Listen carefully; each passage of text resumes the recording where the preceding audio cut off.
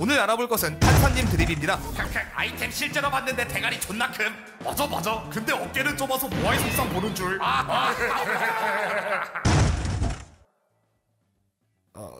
판사님 저는 웃지 않았습니다. 자, 각도기, 메모장, IM 그루트 모두 키보드에서 손때 드립의 근본인 이 판사님 드립은 어떻게 퍼지게 되었는지 오늘 저와 함께 알아보도록 하겠습니다. 사이다, 소신발언, 돌직구, 팩트폭력 다 어떤 분위기에 기반해서 나온 드립입니까? 하고 싶은 말을 할 수 없어서 나온 거죠. 예를 들면 조별과제에서 무임승차하는 사람이 있을 때 진짜 한 대 쥐어 박아버리고 싶은데 그렇게는 못하잖아요. 근데 그럼 선배님 이름도 뺄게요. 계속 시원하죠. 하지만 실제로는 얼굴 보고 이런 말 하기는 어렵죠. 그럼 어떡해요? 얼굴 안 봐야지. 우리에겐 인터넷이 있죠. 인터넷에선 얼굴 뿐입니까? 아예 익명성이 보장되잖아요. 때문에 현실에서보다 좀 더 직접적인 의견들이 오갑니다. 예를 들어보죠. 여러분들 밥 쩝쩝대는 소리 싫어하죠? 근데 현실에서 쩝쩝댄다고 다짜고짜 뚝배기 깨버리기 좀 그렇잖아요. 하지만 인터넷에서는 어떻습니까? 아니 밥 처먹는데 뭔 ASMR을 틀어놨나 이씨. 너무 시원하고요. 아니 아가리에 풍을 달았어요? 너무 편하다고요? 야, 이 씨발 못 배워 처먹어 호로야 너그 X비가 그리 가르치든? 너는 좀 아닌 것 같은데?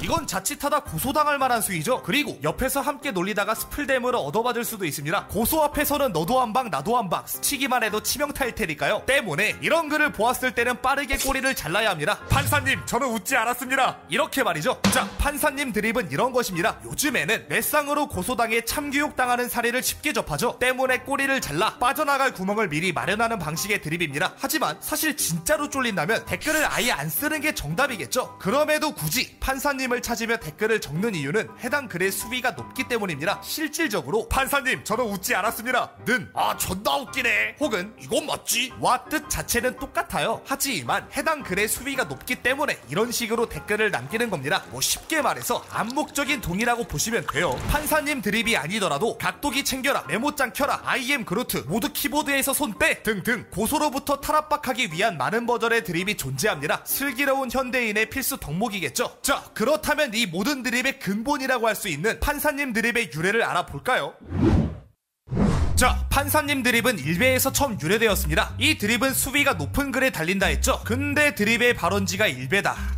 대충 예상되죠. 일베만큼이나 원색적인 곳이 인터넷에 몇이나 되겠습니까? 무수히 많은 고소각으로 인해 사실상 동그라미 커뮤니티잖아요. 때문에 일베에는 고소와 직간접적으로 엮일 만한 글이 많습니다. 판사님 드립이 태동하기에 적절한 커뮤니티라고 할 수 있죠. 실제로 이 드립이 처음 쓰인 글도 이와 같은 맥락이었습니다. 한 연예인에게 선을 시계 넘는 음담 패설을 박은 글이었죠. 상식적으로는 이에 동조하는 게 정상은 아니겠지만 그 어려운 걸 일베는 해냅니다. 해당 게시글에는 똑같이 음담 패설을 박는 댓글이 대부분 이었죠. 근데 제가 앞에서 뭐라 했습니까? 빠져나갈 구멍을 마련해둔 암묵적인 동의가 곧 판사님 드립이라고 했죠. 해서 누군가는 판사님 저는 웃기만 했습니다 라는 댓글을 단 겁니다. 진짜 판사님 드립이 나오기엔 아주 적절한 곳이었네요. 자, 하루에도 각도기가 수십 번은 깨지는 곳이 바로 일베입니다. 때문에 판사님 드립 또한 하루에도 수십 번씩 수백 번씩 사용되었죠. 얼마나 잘 팔렸느냐, 드립이 생긴 지 3개월도 안 돼서 지겹다는 반응을 찾아볼 수 있을 정도입니다. 이렇게 충분히 달궈진 판사님 드립은 15년 7월을 기점으로 커뮤니티 전역으로 퍼지기 시작합니다. 어디까지 퍼졌냐면 DC, 인벤, 뽐뿌 등의 커뮤니티는 물론이고 일베와 가장 심하게 척진 오유에서도 사용될 만큼 널리 퍼졌죠. 근데 판사님 드립은 수위가 높은 글에서 쓰인다 했죠. 그렇다면 수위가 높다라는 것은 무슨 의미일까요? 일반적으로는 고소각이 잡히는 원색적인 표현을 뜻하겠지만 정치적인 글, 그 중에서도 높은 분을 비판, 비난하는 글도 포함합니다. 일반적인 상황에서 쓰이는 건 다음 챕터에서 알아보고 지금은 정치적인 글에서 쓰이는 판사님 드립에 집중해봅시다. 왜 굳이 그거부터 알아봄? 이게 판사님 드립이 퍼지는 데에 가장 큰 역할을 했기 때문이죠. 자, 높으신 분들을 비판, 비난하는 글에서 자주 쓰인다고 했잖습니까? 해서 15년 당시 대통령을 역임했던 박근혜를 대상으로 주로 쓰이게 되었죠. 해당 드립은 아름아름 쓰이다가 박근혜 최순실 게이트 사건을 맞이하며 대호황을 이룹니다. 이건 진짜 큰 사건이었죠. 모든 이들의 이목이 집중된 초유의 사태였잖아요. 때문에 어디서나 박근혜에 대한 비판, 비난 글을 찾아볼 수 있었고 없었고 따라서 어디서나 판사님 드립을 찾아볼 수 있었습니다. 근데 막상 판사님 드립이 태동했던 일베는 16년 후반기 박사모에 의해 테라포밍 당했잖아요. 판사님 드립의 주 타깃이 박근혜였다는 걸 생각하면 참 아이러니하죠. 어쨌든 이렇게 핫하게 쓰이던 판사님 드립은 현재 각도기, 메모장, IM 그루트, 모두 키보드에서 손 빼 등으로 바뀌어 여전히 높으신 분들을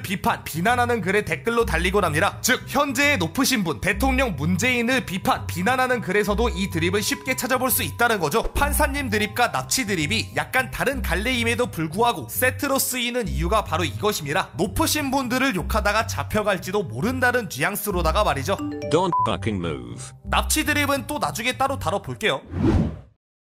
너무 정치 관련 얘기만 했죠? 근데 내 쌍에서는 높으신 분들만 까이는 게 아닙니다. 사실상 눈앞에 보이는 모든 것이 다 까이죠. 때문에 눈에 자주 띄는 연예인들이 악플에 시달리는 경우가 다반사입니다. 이때도 똑같이 판사님 용화는 영접하러 가야겠죠. 이쪽에서 비롯된 드립 두 개만 봅시다. 첫 번째, 고양이가 쳤어요. 이건 가수 태연님의 인스타 댓글로부터 비롯되었습니다. 계속되는 악플에 강경 대응을 하겠다고 밝히자 악플러들은 댓글멍하며 사과와 함께 변명을 늘어놓았죠. 이 중에서도 진짜 어처구니 없는 변명이 있었는데 잠시 화장실 다녀온 사이에 고양이가 우연히 타자를 쳤나봐요. 야 진짜 걔 어처구니가 없죠. 이 정도면 진짜 능지가 개박살난 거 아니면 드립치는 수준인데. 네, 후자입니다. 이건 진짜 변명이 아니라 하나의 드립으로서 쓰여진 거예요. 해당 사건을 좀 더 디테일하게 들여다보죠. 실제로 고양이가 쳤어요 라는 댓글이 달리기 이전부터 이런 식의 변명이 많았습니다. 언니 죄송해요, 화장실 다녀온 사이에 동생이 쳤나봐요. 야 이건 진짜 가족을 팔아먹네.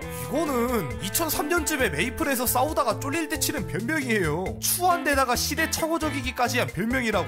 자, 이렇게 추한 변명이 넘쳐나는 댓글판을 사람들이 그냥 지나칠 리가 없겠죠. 때문에 해당 댓글을 패러디하여 댓글멍 중인 악플러들을 신나게 놀려댔습니다. 그 댓글 중 하나가 바로 고양이가 쳤어요 댓글인 거죠. 이 댓글이 연예가 중계를 통해 전파되며 고양이가 쳤어요가 드립으로 자리잡게 된 것입니다. 이때가 15년 8월이거든요. 판사님 드립도 15년 7월부터 퍼지기 시작했다 했잖아요. 아다리가 잘 맞아 떨어졌기 때문에 두 드립을 세트로 사용하게 되었습니다. 판사님, 고양이가 쳤습니다. 판사님, 저는 야옹입니다. 판사님, 제가 쳤어오. 우리 주인님 잡아가지 마라오. 두 번째, 센세. 센세는 가수 아이유님을 가리키는 별명 중 하나입니다. 13년 5월 가수 아이유님에 대한 악성 루머가 퍼진 적이 있었는데요. 해당 루머에 소속사 로엔에서는 법적 대응을 불사합니다. 결국 유포자는 잡히게 되었고 기나긴 반성문을 적으며 용서를 구하죠. 유포자는 이 반성문에서 아이유님을 아이유 선생님이라 부르며 댓글멍을 시전합니다. 때문에 센세라는 별명이 붙게 된 거죠. 근데 여기서 반전, 반성문에는 선생님이라는 표현이 없네요.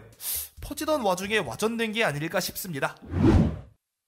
앞서 말했듯 판사님 드립은 각도기, 메모장, IM 그루트 모두 키보드에서 손 빼 등과 같은 드립에 밀려 현재는 거의 사장된 드립입니다. 하지만 또 근본이 가진 품격이 있죠. 판사님 드립만큼 찰진 호환성을 가진 게 또 없습니다. 판사님 저는 울었습니다. 판사님 저는 눈이 없습니다. 에이 솔직히 판사님도 웃기잖아요. 그리고 판사님 드립 뒤에는 높은 확률로 이게 따라붙죠. 안돼, 안 바꿔줘. 바꿀 생각 없어. 빨리 돌아가.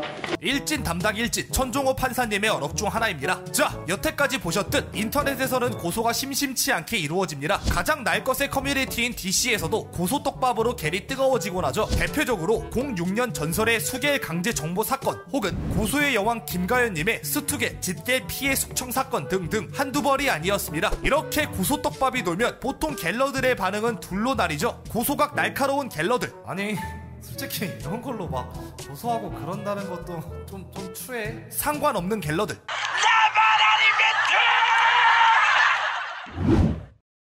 자, 여기까지 판사님 드립에 대해서 알아보았습니다. 아니 근데 이 드립은 신성한 법의 수호자 판사님의 명예를 실추시킬 수도 있는 드립이 아닙니까? 지금 이 상황에 대해 어떤 입장을 취하고 계신 건가요?